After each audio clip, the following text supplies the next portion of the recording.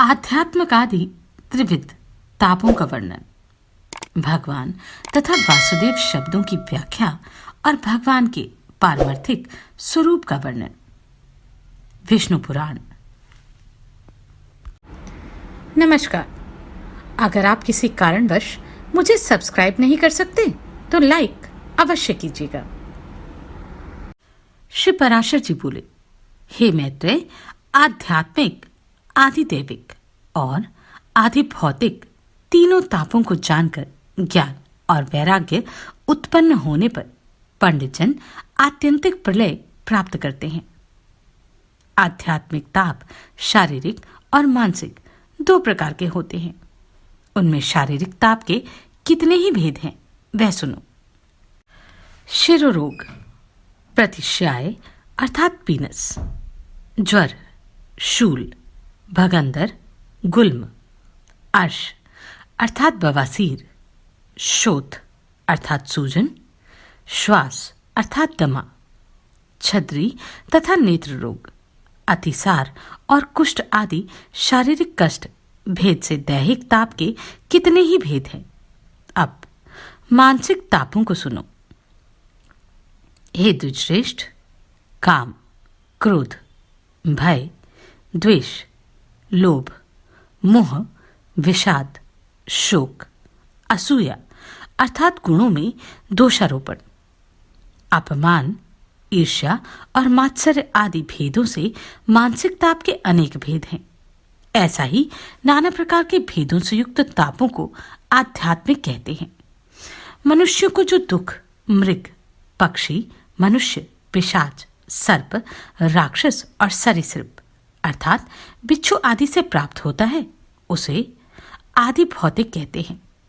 तथा हे द्विज, शीत, उष्ण, वायु, वर्षा, जल और विद्युत आदि से प्राप्त हुए दुख को श्रेष्ठ पुरुष आदि दैविक कहते हैं।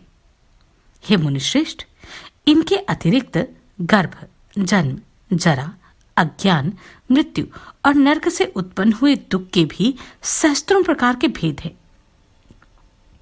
अत्यंत मलपूर्ण गर्भाशय में उलभ अर्थात गर्भ की झिल्ली से लिपटा हुआ वह सुकुमार शरीर जीव, जिसकी पीठ और ग्रीवा की अस्थियां कुंडलाकार मुड़ी रहती हैं, माता के खाए हुए अत्यंत तापप्रद खट्टे, कड़वे, चरपरे, गर्म और खारे पदार्थों से जिसकी वेदना बहुत बढ़ जाती है, जो मलमूत्र रूप महापंक में पड़ा पड़ा संपूर्ण अंगों में अत्यंत पीड़ित होने पर भी अपने अंगों को फैलाने या सिकोड़ने में समर्थ नहीं होता और चेतनायुक्त होने पर भी श्वास नहीं ले सकता, अपने सैकड़ों पूर्व जन्मों का स्मरण कर कर्मों से बंधा हुआ अत्यंत दुखपूर्वक गर्भ में पड़ा रहता है।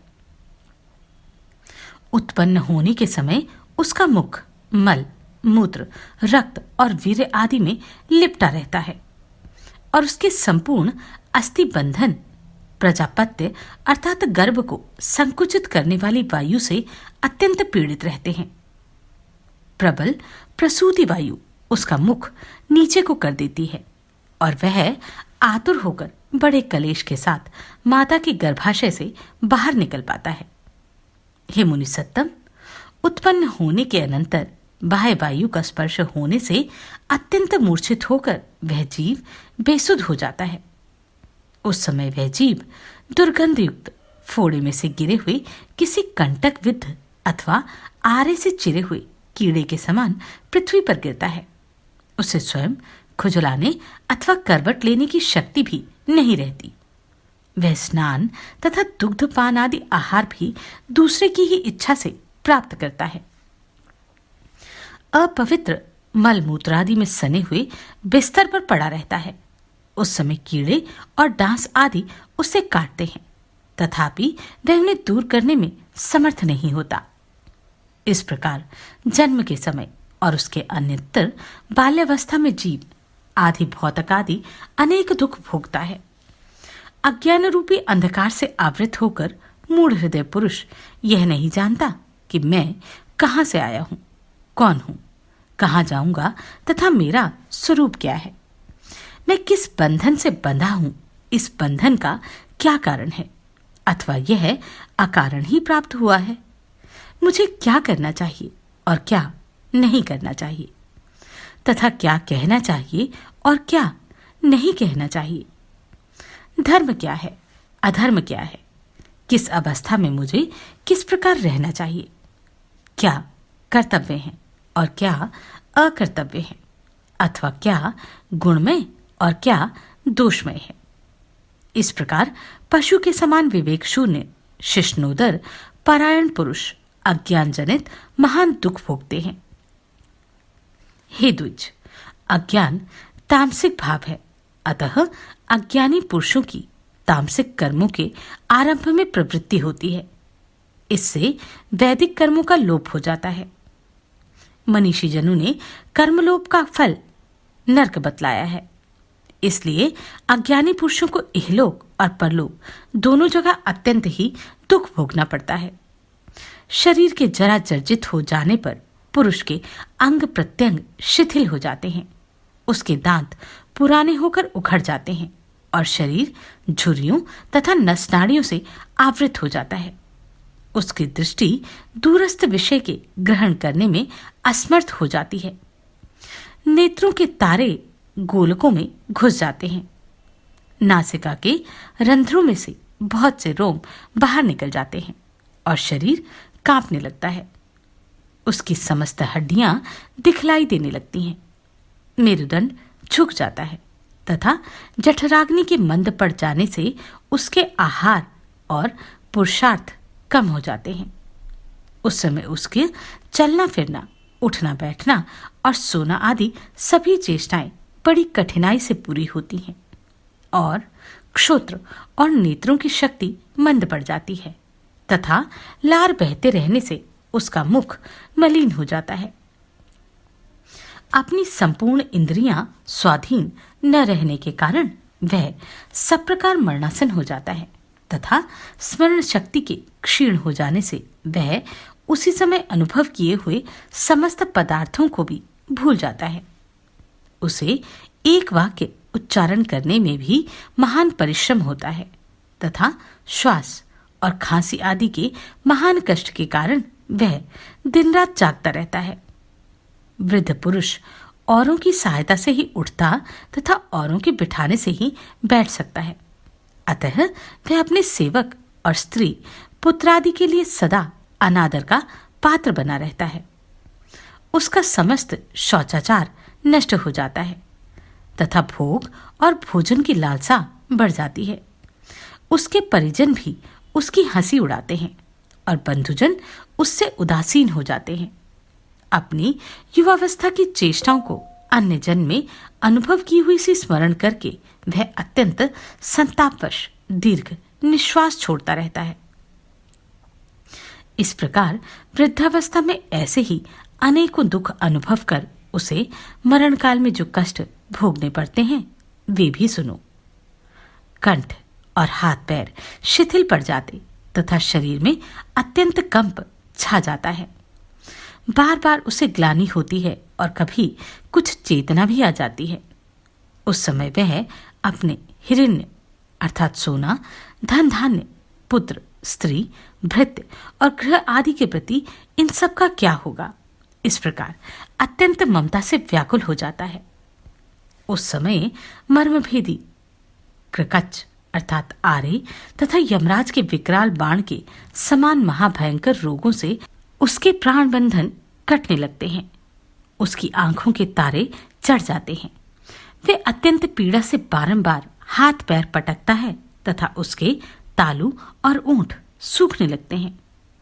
फिर क्रमशः दोष समूह से उसका कंठ रुक जाता है, अतः वह घर घर शब्द करने लगता है तथा उधर्व श्वास से पीड़ित और महान ताप से व्याप्त होकर क्षुधा तृष्णा से व्याकुल हो उठता है।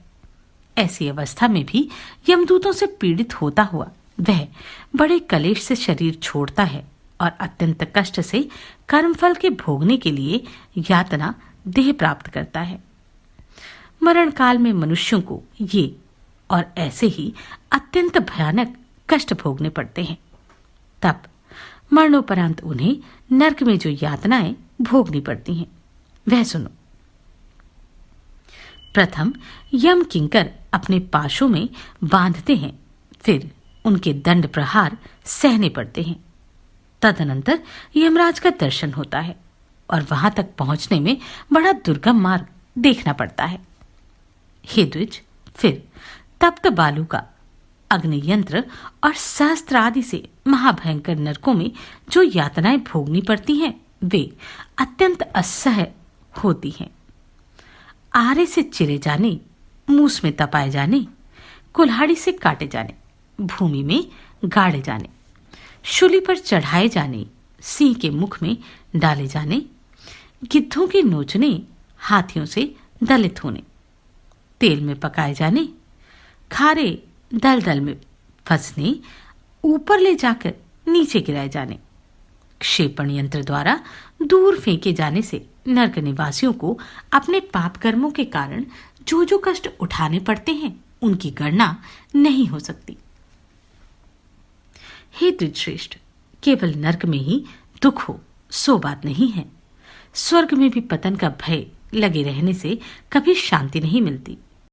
नरक अथवा स्वर्ग भोग के अनंतर बार बार वह गर्भ में आता है और जन्म ग्रहण करता है, तथा फिर कभी गर्भ में ही नष्ट हो जाता है और कभी जन्म लेते ही मृत्यु को प्राप्त होता है। जो उत्पन्न हुआ है वे जन्मते ही बाल्यावस्था में, युवावस्था में, मध्यम वय में अथवा जराग्रस्त होने पर अवश्य मृत्यु को प्राप्त होता है। जब तक जीता है तब तक नाना प्रकार के कष्टों से घिरा रहता है। जिस तरह की कपास का बीज तंतुओं के कारण सूत्रों से घिरा रहता है, द्रव्य के उपार्जन, रक्षण और नाश में तथा इष्ट मित्रों के विपत्तिग्रस्त होने पर भी मनुष्यों को अनेक दुख उठाने पड़ते हैं। हे मैत्रेय, मनुष्यों को जो वस्तुएं प्रिय हैं, वे सभी दुख रूपी वृक्ष का बीज हो जाती हैं। स्त्री, पुत्र, मित्र, अर्थ, ग्रह, क्षेत्र और धन आदि से पुरुषों को जैसा दुख होता है वैसा सुख नहीं होता। इस प्रकार सांसारिक दुख रूप सूर्य के ताप से जिनका अंतःकरण तप्त हो रहा है, उन पुरुषों को मोक्ष रूपी वृक्ष की घनी छाया को छोड़कर कहाँ सुख मिल सकता है। अतः मेरे मत में गर्भ, जन्म और जरा आदि स्थानों में प्रकट होने वाले आध्यात्मिक आदि त्रिविध दुख समूह की एकमात्र सनातन औषधि भगवत प्राप्ति ही है, जिसका निरतिशय आनंद रूप सुख की प्राप्ति कराना ही प्रधान लक्षण है। इसलिए पंडित जनों को भगवत प्राप्ति का प्रयत्न करना चाहिए। हे महामुनि, कर्म और ज्ञान ये दो ही उसकी प्राप्ति के कारण कहे गए हैं।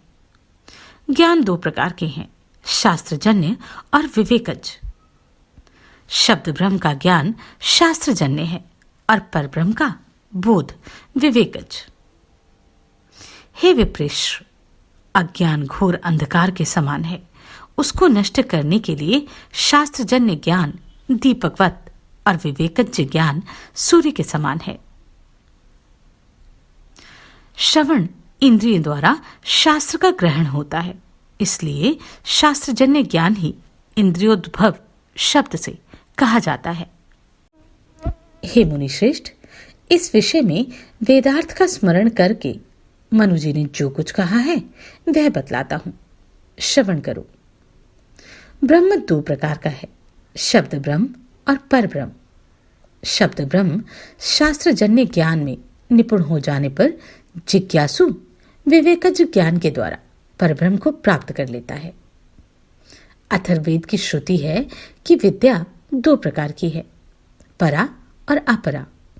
परा से अक्षर ब्रह्म की प्राप्ति होती है और अपरा ऋग्यादि वेदत्रयी रूपा है, जो अव्यक्त, अजर, अचिंत्य, अज, अव्यय, अनिर्देश्य, अरूप, पाणी, पादादि शून्य, व्यापक, सर्वगत, नित्य, भूतों का आदिकारण, स्वयं, कारणहीन तथा जिससे संपूर्ण व्याप्य और व्यापक प्रकट हुआ है और जिसे पंडित जन ज्ञान नेत्रों से देखते हैं, वह परम धाम ही ब्रह्म है। मुमुक्षुओं को उसी का ध्यान करना चाहिए और वही भगवान विष्णु का वेद वचनों से प्रतिपादित अति सूक्ष्म परम पद है। परमात्मा का वह स्वरूप ही भगवत शब्द का वाचय है और भगवत शब्द ही उस आद्य एवं अक्षय स्वरूप का वाचक है, जिसका कोई स्वरूप बतलाया गया है। उस परमात्मा के तत्व का जिसके द्वारा वास्तविक ज्ञान होता है वही परम ज्ञान पराविद्या है। त्रयीमय ज्ञान अर्थात कर्मकांड इससे पृथक अपराविद्या है। हे द्विज, वह ब्रह्म यद्यपि शब्द का विषय नहीं है, तथापि आदर प्रदर्शन के लिए उसका भगवत शब्द से उपचारित कथन किया गया है। हे मैत्रेय, समस्त कारणों के कारण महाविभूति संज्ञक परब्रह्म के लिए ही भगवत शब्द का प्रयोग हुआ है। इस भगवत शब्द में भकार के दो अर्थ हैं, पोषण करने वाला और सबका आधार, तथा गकार के अर्थ कर्म, फल प्राप्त करने वाला, लय करने वाला और रचयिता है। संपूर्ण ऐश्वर्य, धर्म, यश, श्री, ज्ञान और वैराग्य, इन 6 का नाम भग है। उस अखिल भूतात्मा में समस्त भूतगण निवास करते हैं और वह स्वयं भी समस्त भूतों में विराजमान है। इसलिए वह अव्यय अर्थात परमात्मा ही वकार का अर्थ है। हे मैत्रेय, इस प्रकार यह महान भगवान शब्द परब्रह्म स्वरूप श्री वासुदेव का ही वाचक है, किसी और का नहीं। पूज्य पदार्थों को सूचित करने के लक्षण से युक्त इस भगवान शब्द का परमात्मा में मुख्य प्रयोग है तथा औरों के लिए गौण, क्योंकि जो समस्त प्राणियों की उत्पत्ति और नाश, आना और जाना तथा विद्या और अविद्या को जानता है, वही भगवान कहलाने योग्य है। त्याग करने योग्य त्रिविध गुण और उनके कलेश आदि को छोड़कर ज्ञान, शक्ति, बल, ऐश्वर्य, वीर्य और तेज आदि सद्गुण ही भगवत शब्द के वाच्य हैं। उन परमात्मा में ही समस्त भूत बसते हैं और वे स्वयं भी सबके आत्मा रूप से सकल भूतों में विराजमान हैं। इसलिए उन्हें वासुदेव भी कहते हैं। पूर्व काल में खांडिक के जनक के पूछने पर केशीध्वज ने उनसे भगवान अनंत के वासुदेव नाम की यथार्थ व्याख्या इस प्रकार की थी। प्रभु समस्त भूतों में व्याप्त हैं और संपूर्ण भूत भी उन्हीं में रहते हैं तथा वे ही संसार के रचयिता और रक्षक हैं। इसलिए वे वासुदेव कहलाते हैं। हे मुने, वे सर्वात्मा समस्त आवरणों से परे हैं। वे समस्त भूतों की प्रकृति, प्रकृति के विकार तथा गुण और उनके कार्य आदि दोषों से विलक्षण हैं। पृथ्वी और आकाश के बीच में जो कुछ स्थित है, उन्होंने वह सब व्याप्त किया है। वे संपूर्ण कल्याण गुणों के स्वरूप हैं। उन्होंने अपनी माया शक्ति के लेश मात्र से ही संपूर्ण प्राणियों को व्याप्त किया है और वे अपनी इच्छा से सोमानुकूल महान शरीर धारण कर समस्त संसार का कल्याण साधन करते हैं। वे तेज, बल, ऐश्वर्य, महाविज्ञान, वीर्य और शक्ति आदि गुणों की एकमात्र राशि हैं। प्रकृति आदि से भी परे हैं और उन परावरेश्वर में अविद्या आदि संपूर्ण कलेशों का अत्यंताभाव है। वे ईश्वर ही संविष्टि और व्यष्टि रूप हैं। वे ही व्यक्त और अव्यक्त रूप हैं। वे ही सबके स्वामी, सबके साक्षी और सब कुछ जानने वाले हैं तथा उन्हीं सर्वशक्तिमान की परमेश्वर संज्ञा है, जिसके द्वारा वे निर्दोष, विशुद्ध, निर्मल और एकरूपा परमात्मा देखे या जाने जाते हैं। उसी का नाम ज्ञान अर्थात पराविद्या है और जो इसके विपरीत है वही अज्ञान अर्थात अपरा विद्या है। नमस्कार, मैं आभा शर्मा जावास यदि आपको मेरा ये प्रयत्न सराहनीय लगा हो तो मुझे सब्सक्राइब करके प्रोत्साहित करें।